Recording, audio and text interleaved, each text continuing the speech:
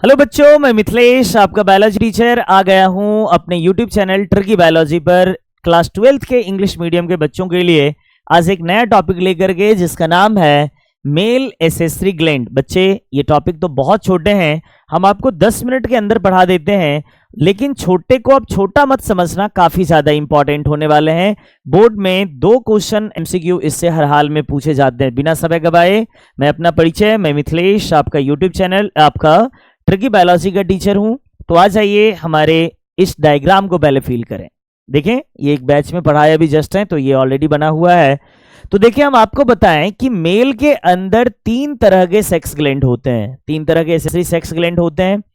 एक का नाम है सेमाइनल वेसाइकल, दूसरे का नाम है प्रोस्टेट और तीसरे का नाम है काउपर्स ग्लैंड या बल्बो यूरेथ्रल ग्लैंड। बच्चे, एक बार डायग्राम में देखें, ये जो आपका ब्लू रंग से कलर किया हुआ है ये रहा सेमाइनल वेसाइकल, ये जो है ये रहा प्रोस्टेट और ये रहा बल्बो यूरेथ्रल ग्लैंड। तो आपने क्या सीखा, कितने तरह के ग्लैंड होंगे मेल के अंदर? 3 तरह के।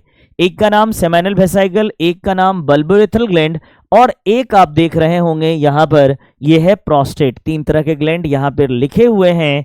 तो आगे चला जाए तो हम आपको यहां से पढ़ा रहे हैं इसमें इस ग्लैंड का क्या काम है, फिर हम आपको पीछे रिवीजन कराने वाले हैं।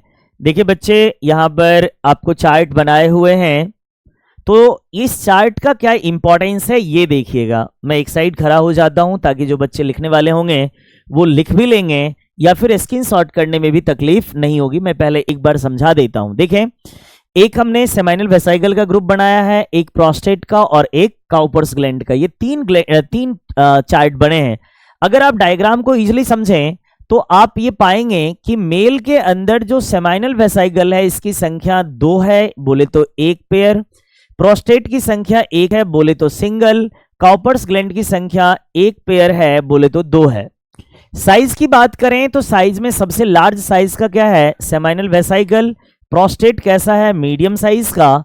और काउपर्स ग्लैंड कैसा है? सबसे छोटा है, स्मॉलेस्ट है। हम देखें सेमाइनल वेसाइकल किस अमाउंट में निकालता है सेक्रेशन, तो ये जो भी सीमेन निकलता है उसका मात्र 60 to 70% रिलीज करता है।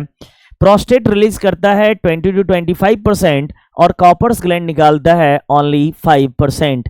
इस तरह से सेक्रेशन के लिए बात करें। फिर देखें पीएच, सभी के पीएच एल्कलाइन होते हैं, यानी सभी बेसिक पीएच निकालता है। सभी के पीएच 7 से अधिक ही होते हैं, क्योंकि यूरेथ्रा का मीडियम कैसा होता है? एसिडिक। आगे उसको न्यूट्रलाइज भी करते चलना होता है।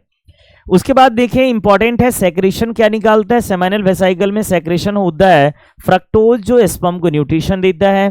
प्रोस्टेट में एंजाइम्स होते हैं, कैल्शियम्स होते हैं, जो कि प्रोस्टेट्स का जो सेक्रेशन होता है वो स्पर्म को एक्टिवेट करता है। और काउपर्स ग्लैंड का सेक्रेशन स्टिकी होता है, मींस चिपचिपा होता है और एल्कलाइन होता है। सबका फायदा क्या है? ये जो सेमाइनल वेसाइकल है ये सोर्स ऑफ एनर्जी देता है स्पर्म को। प्रोस्टेट क्या देता है? स्पर्म को एक्टिवेट करने के लिए जरूरी होता है। और काउपर्स ग्लैंड का क्या काम होगा? स्पर्म को न्यूट्रिशन देगा और साथ ही साथ ये लुब्रिकेंट की तरह काम करेगा। तो बच्चे, एक बार आप इसे जल्दी से स्क्रीनशॉट कर लें, फिर मैं आपको अगले स्लाइड पे लेकर के चलता हूं। टाइम गिन रहा हूं मैं, 3 गिन रहा हूं, 1 2 3। Let's start. अब हम आपको अगले स्लाइड पे लेकर के चलता हूं, जहां पर मैं आपके लिए कुछ क्वेश्चन या फिर रिवीजन कह लें। आइए रिवीजन के पॉइंट ऑफ व्यू से, पिछले क्लास का टॉपिक था सेमनीफेरस ट्यूब्यूल्स। देखें, सेमनीफेरस ट्यूब्यूल्स में कितने तरह के ग्लैंड थे? 3। कितने तरह के सेल्स थे? 2। सेल के अंदर था स्पर्मेटोगोनिया, दूसरा क्या था? Sertoli cell. स्पर्मेटोगोनिया और सर्टोली सेल। स्पर्मेटोगोनिया से क्या बनता था? स्पर्म। और सर्टोली सेल न्यूट्रिएंट्स प्रोवाइड करता था किसको? डेवलपिंग स्पर्म को। और सेमनीफेरस ट्यूब्यूल्स के बाहर की तरफ होता था लिडिक सेल, और इसी लिडिक सेल का काम क्या होता है? मेल हार्मोन एंड्रोजन का सिंथेसिस करना। इसी को डायग्रामेटिकली हम यहाँ पे समझाए हैं। देखें, ये कोई इस तरह से हम कहें तो ये कोई एक डायग्राम है सेमनीफेरस ट्यूब्यूल्स में, यानी टेस्टिकुलर लोब्यूल्स के 3 सेमनीफेरस ट्यूब्यूल्स को बनाया गया है। ये देखिए, सेमनीफेरस ट्यूब्यूल्स के अंदर ये रहा एक तरह का सेल जिसका नाम है मेल जर्म सेल, जो आगे चल के किसको बनाएगा? स्पर्म को। ये क्या है? सर्टोली सेल, जो फूड देगा किसको? स्पर्म को। और ये जो बीच वाला स्पेस है इसका नाम देते हैं इंटरस्टिशियल स्पेस। और इसी इंटरस्टिशियल स्पेस के अंदर एक सेल है जिसका नाम क्या है, लिडिक सेल। और यही लिडिक सेल आगे एंड्रोजन बोले तो मेल हार्मोन का सिंथेसिस करता है।